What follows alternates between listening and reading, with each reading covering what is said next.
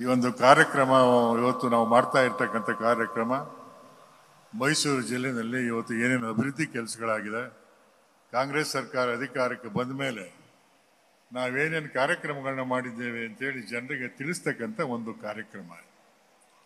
ಯಾಕೆ ಈ ಕಾರ್ಯಕ್ರಮಗಳನ್ನ ನಾವು ಮಾಡ್ತಾ ಇದ್ದೇವೆ ಅಂದರೆ ಎಲ್ಲ ಜಿಲ್ಲೆಗಳಲ್ಲೂ ಈ ಕಾರ್ಯಕ್ರಮಗಳನ್ನ ಮುಖ್ಯಮಂತ್ರಿಗಳು ಮಾಡ್ತಾ ಇದ್ದಾರೆ. ಈ ಮೈಸೂರು ಜಿಲ್ಲೆಯಲ್ಲೂ ಮಾಡ್ತಾ ಇದ್ದೇವೆ. ಹೀಗೆ ಪ್ರತಿಯೊಂದು ಈ ರಾಜ್ಯದ ಎಲ್ಲ ಜಿಲ್ಲೆಗಳಲ್ಲೂ ಈ ಕಾರ್ಯಕ್ರಮ ಮಾಡೋ ಮುಖಾಂತರ ನಮ್ಮ ಪ್ರತಿಪಕ್ಷರು ಏನು ಇವತ್ತು ನಮ್ಮನ್ನು ಟೀಕೆ ಮಾಡ್ತಾ ಇದ್ದಾರೆ, JDSನವರು BJPಯವರು ಸರ್ಕಾರದ ಸಾಧನೆ ಶೂನ್ಯ ಇದೆ, ಅಭಿವೃದ್ಧಿ ಕೆಲಸಗಳಿಲ್ಲ, ಗ್ಯಾರಂಟಿ ಹಣ ಕೊಟ್ಟು ಸರ್ಕಾರ ಪಾಪರಾಗಿ ಹೋಗಿದೆ ಅಂತೇಳಿ ಏನು ಜನರಿಗೆ ಅಪಪ್ರಚಾರ ಮಾಡ್ತಾ ಇದ್ದಾರೆ, ಜನರ ಮುಂದೆ ಸುಳ್ಳು ಹೇಳ್ಕೊಂಡು ತಿರುಗ್ತಾ ಇದ್ದಾರೆ.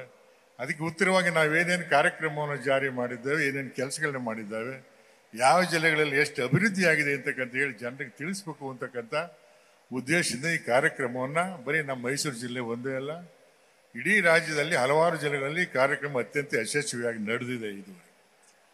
ಹೀಗಾಗಿ ಇವತ್ತು ನಮ್ಮ ಮೇಲೆ ಅಪಪ್ರಚಾರ ಮಾಡ್ತಾ ಇರ್ತಕ್ಕಂಥ JDS ಮುಖಂಡರುಗಳು ಮತ್ತು BJP ಮುಖಂಡರುಗಳು ಯಾರ್ಯಾರಿದ್ದಾರೆ ಅವರು ನಮ್ಮ ಮೇಲೆ ಅಪವಾದನೆ ಮಾಡೋಕ್ಕಿಂತ ಮುಂಚೆ ನಮ್ಮ ಸ್ಥಿತಿಗತಿ ಏನು ಅಂತೇಳಿ ಅವರು ಸ್ವಲ್ಪ ಯೋಚನೆ ಮಾಡಬೇಕಾಗ್ತದೆ.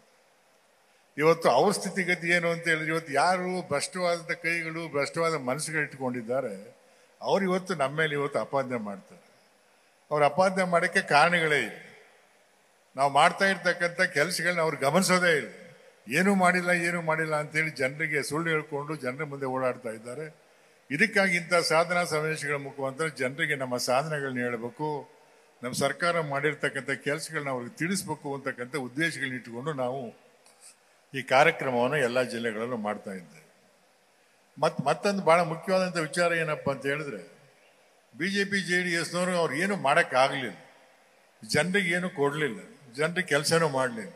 ಅವ್ರ ಅಧಿಕಾರದಲ್ಲಿದ್ದಾಗ ಬರೀ ಭ್ರಷ್ಟಾಚಾರದಲ್ಲೇ ತೊಡಗಿದ್ರು, ಎಲ್ಲರೂ ಎಷ್ಟೆಷ್ಟು ಸಿಕ್ತು ಜೋಡ್ತಕ್ಕಂಥ ಕೆಲಸದಲ್ಲಿ ಭಾಗಿಯಾಗಿದ್ರು. ತಮಗೆಲ್ಲ ಇದು ಗೊತ್ತಿರ್ತಕ್ಕಂಥ ವಿಚಾರ. ಅವ್ರು ಏನಪ್ಪ ಇವತ್ತು ಅಂತ ಹೇಳಿದ್ರೆ ನಮ್ಮ ಮೇಲೆ ಸುಳ್ಳು ಅಪವಾದನೆಗಳು ಮಾಡೋ ಮುಖಾಂತರ ಮತ್ತೆ ಈ ರಾಜ್ಯದ ಅಧಿಕಾರಕ್ಕೆ ಬರಬೇಕು, ಅಧಿಕಾರ ಹಿಡಿಬೇಕು ಅಂತಕ್ಕಂಥ ಒಂದೇ ಉದ್ದೇಶ ಬಿಟ್ಟರೆ ಜನರಿಗೆ ಸಹಾಯ ಮಾಡಬೇಕು, ಜನರಿಗೆ ಕೆಲಸ ಮಾಡಬೇಕು, ಜನರ ಕಷ್ಟನ ಬಗೆಹರಿಸ್ಬೇಕು, ರೈತರ ಸಮಸ್ಯೆ ಬಗೆಹರಿಸ್ಬೇಕು, ಹಿಂದುಳಿದವ್ರ ಸಮಸ್ಯೆ ಬಗೆಹರಿಸ್ಬೇಕು, ಎಲ್ಲರಿಗೂ ನಾವು ಸಹಾಯ ಮಾಡಬೇಕು, ಕಾರ್ಯಕ್ರಮ ಮಾಡಬೇಕು ಅಂತಕ್ಕಂಥ ಉದ್ದೇಶ ಅವರಲ್ಲಿ ಏನಿಲ್ಲ.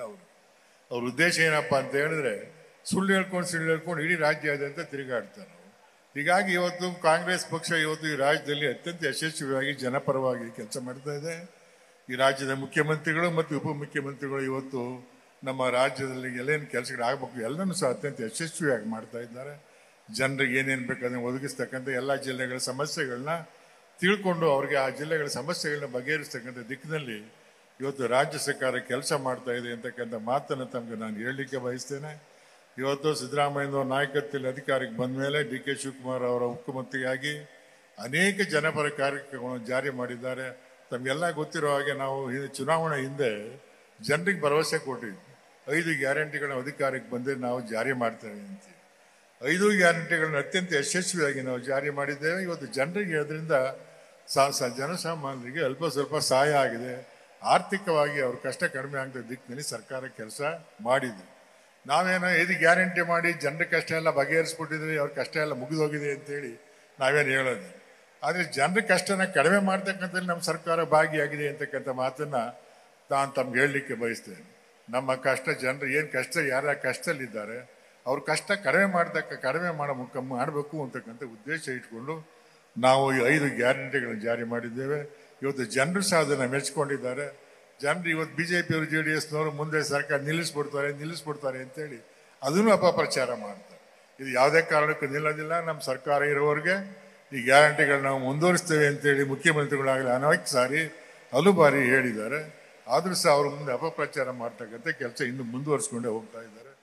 ಆದ್ದರಿಂದ ಈ ಸರ್ಕಾರ ಯಾವಾಗಲೂ ಜನರ ಪರವಾಗಿ ಕೆಲಸ ಮಾಡುತ್ತೆ, ರೈತರ ಪರವಾಗಿ ಕೆಲಸ ಮಾಡುತ್ತೆ, ಹಿಂದುಳಿದವರ ಪರವಾಗಿ ಕೆಲಸ ಮಾಡುತ್ತೆ, ಈ ಸಮಾಜದ ಏಳಿಗೆ ಕೆಲಸ ಮಾಡುತ್ತೆ, ಅಭಿವೃದ್ಧಿಯ ಪರವಾಗಿ ಕೆಲಸ ಮಾಡುತ್ತೆ ಅಂತಕ್ಕಂಥ ಮಾತನ್ನು ಈ ಸಂದರ್ಭದಲ್ಲಿ ನಾನು ತಮಗೆ ಹೇಳಲಿಕ್ಕೆ ಬಯಸ್ತೇನೆ. ಮತ್ತೊಂದು ವಿಚಾರ ಏನಪ್ಪ ಹೇಳಿದ್ರೆ, ಬರೀ ನಮ್ಮ ಮೈಸೂರು ಜಿಲ್ಲೆ ಮಾತ್ರ ಅಭಿವೃದ್ಧಿ ಆಗಿದೆ ಅಂತ ಅನ್ಕೋಬೇಡಿ. ಈ ರಾಜ್ಯದಲ್ಲಿ ಇರ್ತಕ್ಕಂಥ ಎಲ್ಲ ಜಿಲ್ಲೆಗಳು ಎಲ್ಲ ಕ್ಷೇತ್ರಗಳಲ್ಲೂ ಯಾವ್ಯಾವ್ದು ಕೆಲಸಕ್ಕೆ ಆದ್ಯತೆಯನ್ನು ಕೊಡಬೇಕು ಅದೆಲ್ಲ ಇಟ್ಕೊಂಡು ಇವತ್ತು ರಾಜ್ಯ ಸರ್ಕಾರ ಕೆಲಸ ಮಾಡ್ತಾ ಇದೆ. ಶ್ರೀಮಾನ್ ಸಿದ್ದರಾಮಯ್ಯನವರು, ಶ್ರೀಮಾನ್ DK ಶಿವಕುಮಾರ್ ಅವರು ಈ ದಿಕ್ಕಿನಲ್ಲಿ ಎಲ್ಲರ ವಿಶ್ವಾಸಕ್ಕೆ ತಗೊಂಡು ಕೆಲಸ ಮಾಡ್ತಾ ಇದ್ದಾರೆ. ಒಳ್ಳೆ ಆಡಳಿತವನ್ನು ಕೊಡ್ತಾ ಇದ್ದೇವೆ, ಜನಪರವಾಗಿ ಕೆಲಸ ಮಾಡ್ತಾ ಇದ್ದೇವೆ. ಸಣ್ಣ ಪುಟ್ಟದಕ್ಕೂ ಇವತ್ತು ಬಿಜೆಪಿ JDS ಸೇರಿಕೊಂಡು ನಮ್ಮ ಸರ್ಕಾರದ ಮೇಲೆ ಅಪಾದನೆ ಮಾಡ್ತಕ್ಕಂಥದ್ದು, ಸುಳ್ಳು ಹೇಳ್ತಕ್ಕಂಥದ್ದು, ಈ ಅಪಪ್ರಚಾರ ಮಾಡ್ತಕ್ಕಂಥ ಕೆಲಸ ಮಾಡ್ಕೊಂಡು ಬರ್ತಾ ಇದ್ದ. ಅದಕ್ಕೆ ತಾವ್ಯಾರು ತಲೆ ಕೆಡಿಸ್ಕೊಳ್ಬಾರ್ದು. ನಾನು ತಮ್ಮಲ್ಲಿ ಮನವಿ ಮಾಡೋದಿಷ್ಟೇ, ನಾವು ಮಾಡಿರ್ತಕ್ಕಂಥ ಕೆಲಸ ಗಮನಿಸ್ಬೇಕು. ಸರ್ಕಾರ ಏನೇನು ಕೆಲಸ ಮಾಡಿದೆ, ಏನೇನು ಸಾಧನೆ ಮಾಡಿದೆ, ಏನೇನು ನಮಗೆ ಬಡವರಿಗೆ, ರೈತರಿಗೆ, ಹಿಂದುಳಿದ ಏನೇನು ಕೊಟ್ಟಿದೆ ಅಂತಕ್ಕಂಥದ್ದನ್ನ ತಾವು ಗಮನಿಸ್ಬೇಕೆ ಹೊರತು ಈ ಸುಳ್ಳು ಅಪಪ್ರಚಾರಕ್ಕೆಲ್ಲ ಗಮನ ಕೊಡಬಾರ್ದು ಅಂತಕ್ಕಂಥ ಮಾತನ್ನು ಹೇಳ್ತಾ, ಈ ಜಿಲ್ಲೆ ಅಭಿವೃದ್ಧಿಗೆ ನಾವು ಸಿದ್ದರಾಮಯ್ಯನವರು ಹಿಂದೆ ಮುಖ್ಯಮಂತ್ರಿ ಆಗಿದ್ದಾಗ ಮತ್ತು ಈ ಸಲ ಮುಖ್ಯಮಂತ್ರಿ ಆದಮೇಲೆ ಮೈಸೂರು ಮತ್ತು ಅಕ್ಕಪಕ್ಕ ಜಿಲ್ಲೆಗಳಿಗೆ ಅನೇಕ ಅಭಿವೃದ್ಧಿ ಕೆಲಸಗಳಿಗೆ, ರೈತರಿಗೆ ಸಹಾಯ ಆಗ್ತಕ್ಕಂಥ, ಜನಸಾಮಾನ್ಯರಿಗೆ ಸಹಾಯ ಆಗ್ತಕ್ಕಂಥ ಅನೇಕ ಕಾರ್ಯಕ್ರಮಗಳನ್ನ ಎಲ್ಲ ಇದರಲ್ಲೂ ಮಾಡಿದ್ದಾರೆ. ಅದನ್ನು ಮತ್ತೆ ಮುಂದುವರಿಸ್ಕೊಂಡು ಹೋಗ್ತಕ್ಕಂಥ ಇದೆ. ನಮ್ಮ ಹಿಂದೆ ಮಹಾರಾಜರ ಕಾಲದಲ್ಲಿ ಆದಂಥ ಅಭಿವೃದ್ಧಿ ಕೆಲಸ ಬಿಟ್ಟರೆ ಸ್ವಾತಂತ್ರ್ಯ ಬಂದ ಮೇಲೆ ಹೆಚ್ಚು ಏನಾದರೂ ಕೆಲಸ ಆಗಿದೆ ಅಂತ ಅದು ಶ್ರೀಮಾನ್ ಸಿದ್ದರಾಮಯ್ಯನವರು ಈ ರಾಜ್ಯದ ಮುಖ್ಯಮಂತ್ರಿ ಆದಮೇಲೆ ಮೈಸೂರು ಮತ್ತು ಚಾಮರಾಜನಗರ ಜಿಲ್ಲೆಯಲ್ಲಿ ಹೆಚ್ಚು ಅಭಿವೃದ್ಧಿ ಕೆಲಸಗಳಾಗಿದೆ ಅಂತಕ್ಕಂಥ ಮಾತನ್ನ ನಾನು ಈ ಸಂದರ್ಭದಲ್ಲಿ ಹೇಳಲಿಕ್ಕೆ ಬಯಸ್ತೇನೆ. ಜನಸಾಮಾನ್ಯರಿಗೆ ಏನೇನು ಅಗತ್ಯ ಇದೆಯೋ ಎಲ್ಲ ಕಾರ್ಯಕ್ರಮಗಳನ್ನು ಹಂತ ಹಂತವಾಗಿ ಈಡೇರಿಸ್ತಕ್ಕಂಥ ಕೆಲಸ ಮಾಡಿದ್ದಾರೆ. ಅದಕ್ಕಾಗಿ ನಾನು ಜನರ ಪರವಾಗಿ ಅವ್ರನ್ನೂ ಸಹ ಅಭಿನಂದಿಸ್ತೇನೆ. ಮುಂದೆ ಇನ್ನು ಆಗಬೇಕಾದಂಥ ಕೆಲಸಗಳು ಬಹಳಷ್ಟೇ, ಅದಕ್ಕೂ ಸಹ ಅವರೆಲ್ಲರೂ ಸಹಕಾರ ಕೊಡ್ತಾರೆ ಅಂತಕ್ಕಂಥ ವಿಶ್ವಾಸ ನಂಬಿಕೆ ಇಟ್ಕೊಂಡು ಈ ಕಾರ್ಯಕ್ರಮಕ್ಕೆ ತಾವೆಲ್ಲರೂ ಬಹಳ ದೊಡ್ಡ ಸಂಖ್ಯೆಯಲ್ಲಿ ಬಂದು ಈ ಕಾರ್ಯಕ್ರಮ ಅತ್ಯಂತ ಯಶಸ್ವಿಯಾಗಿ ನಡೆಸಿಕೊಟ್ಟಿದ್ದೀರಿ. ಅದಕ್ಕಾಗಿ ತಮ್ಮೆಲ್ಲರಿಗೂ ನಾನು ಧನ್ಯವಾದ ಹೇಳ್ತಾ, ಪಕ್ಷದ ಪರವಾಗಿ ಹಾಗೂ ನಾನು ವೈಯಕ್ತಿಕವಾಗಿ ತಮಗೆ ಧನ್ಯವಾದ ನಾನು ಮಾತನ್ನು ಮುಗಿಸ್ತೇನೆ. ನಮಸ್ಕಾರ. ನ್ಯೂಸ್ ಫಸ್ಟ್ ನಿರ್ಭೀತಿಯಿಂದ ನಿಮ್ಮ ಪರವಾಗಿ.